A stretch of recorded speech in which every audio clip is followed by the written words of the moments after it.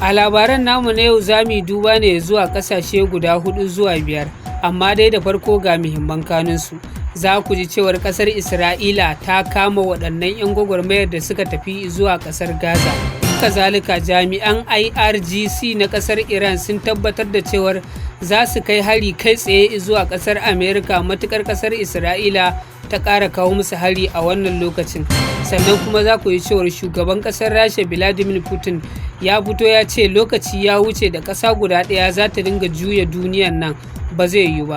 Haka zalika Kim Jong-un wato shugaban ƙasar North Korea ya ba da awanni 24 akan ƙasar Isra'ila ta saki waɗannan mutanen da ta kama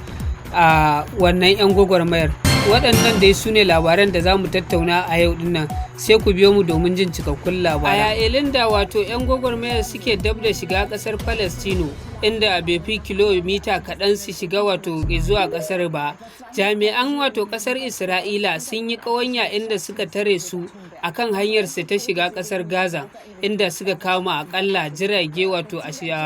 jirage 14 cikin 45 da suke wannan tafiyar. Sai dai wasu jiragen daga ciki sun wuce zuwa Gaza, ƙasar Isra'ila ba ta yi nasarar kama su ba, wasu kuma suka juya. Sai dai ƙasar Isra'ilan ta tabbatar da cewa ta kama waɗannan jiragen bisa laifin wato karya mata doka da suka yi, domin kuwa ta yi gargaɗi tun kafin su ƙaraso wannan lokacin. Sai dai kuma wato al'umma da dama suna tofa albarkacin bakinsu akan inda wannan maganganun a yanzu suke trending a wannan lokacin. Wasu ƙasashen suna ganin cewar abin da ƙasar Isra'ila ba ta yi cin fuska ne wa ƙasashen duniya, domin kuwa bai kamata a ce an tare 'yan gwagwarmayar da suka taso daga wasu ƙasashen za su je har zuwa ƙasar wato Gaza ba. Sai dai ƙasar Isra'ila ta ƙara mayar da martani a yayin da ta ce tabbas za su waɗannan mutanen da ta kama za su girbi abin da suka shuka.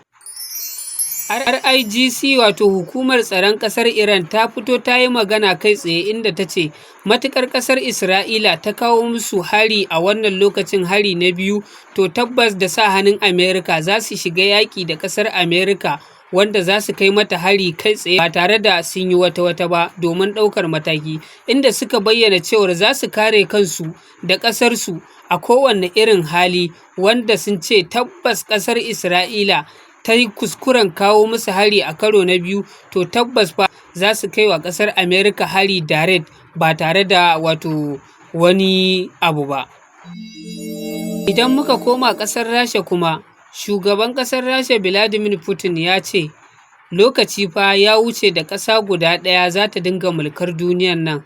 inda ya ƙara da cewar ƙasar ita take ƙirƙirar komai a ƙasar sannan ta juya shi ta sawa ƙasashen duniya. Lokacin ya wuce. Sai dai wasu suna gani wannan kalaman nasa ne ya yi shi ne a bisa wato ƙasar Iran, inda idan ba ku manta ba shine mutumin da ya fara karya dokar Majalisar Ɗinkin Duniya, inda ta sawa ƙasar Iran takunkumi, inda shine mutumi na farko wanda ya fara karya wannan dokar, ya sayarwa da ƙasar Iran makamai bayan MDD ta sa wannan dokar. Sai dai kuma Vladimir Putin fa ya ce ba za su lamunci ƙasa ɗaya ta dinga juya duniya ba, idan ta juya wani ɓangaren to bata isa ta juya su ba. Idan muka leƙa ƙasar wato North Korea, Kim Jong-un shugaban ƙasar North Korea ya fito ya yi martani wa ƙasar Isra'ila, inda ya ce ƙasar Isra'ila ta daɗe tana yin kuskure a rayuwa, wanda ya ce to a wannan lokacin ya kamata a taka mata burki. Sai dai wannan kalaman nasa ne ya yi shi ne daidai lokacin da ƙasar Isra'ila ta kama 'yan gwagwarmayar nan, inda shugaban ƙasar ya ce awa 24 ƙasar Isra'ila take da shi na wato ta sako waɗannan 'yan gwagwarmayar da ta kama su wuce zuwa Gaza, domin kuwa sun baro ƙasashensu ne tun daga wasu ƙasashen suka fito suka taho har zuwa wannan yanki na Gaza. Ba zai yiwu a ce sai da suka zo shiga ƙasar Isra'ila ta kama su ba, inda ya ce awa 24 kawai ƙasar Isra'ila take da shi na ta sake su ko kuma wani abin ya faru. Bari mu muku tambaya anan, amma ku ya kuke ganin idan ƙasar Isra'ila ba ta saki 'yan gwagwarmayar nan ba, wato Kim Jong-un zai shiga yaƙi ne da ƙasar Isra'ila ko kuma ya mu tsallaka zuwa ƙasar Amerika? Shugaban ƙasar Amerika Donald Trump ya ce a yanzu a wannan lokacin ya kamata ƙasar wato Hamas ta amince da wato shirin tsagaita wuta, wanda idan bata amince a wannan lokacin ba to ƙasar Isra'ila za ta samu cikakken goyon baya daga shugaban ƙasar Amerika, inda ya ce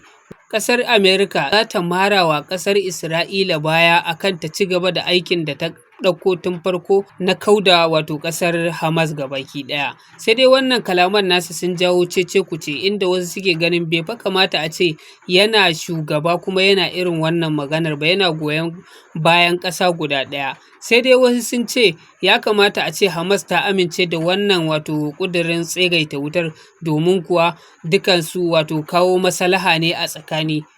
Sai dai wasu suna ganin kai bai kamata ba, domin ba zai yi a ce ku da ƙasar ku kuma a zo a ce an raba ta biyu, gwamnati biyu, komai naku biyu, ba zai yi ba. To waɗannan dai su ne cikakkun labaran namu na yau, sai ku ci gaba da bibiyar mu, insha Allah za mu ci gaba da kawo muku duk abubuwan da suke faruwa. Allah ya sa mu dace. It's not easy.